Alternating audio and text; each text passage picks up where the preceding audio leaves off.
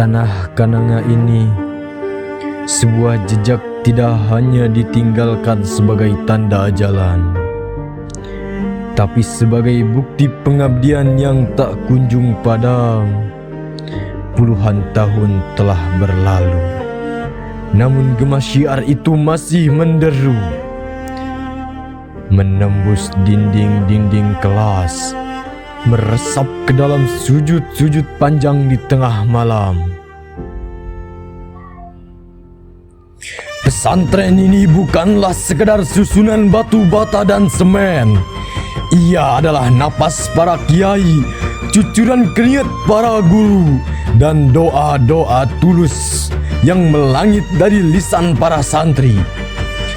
Ia adalah rumah bagi jiwa-jiwa yang haus akan cahaya, tempat di mana karakter ditempa dan loyalitas diuji oleh waktu. Hari ini, kita tidak hanya merayakan sebuah perayaan tahunan.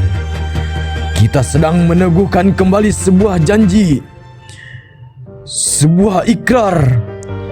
Sejauh mana kaki melangkah, sedalam apapun ilmu yang direngkuh, Al-Islah adalah akar yang takkan kita lupakan.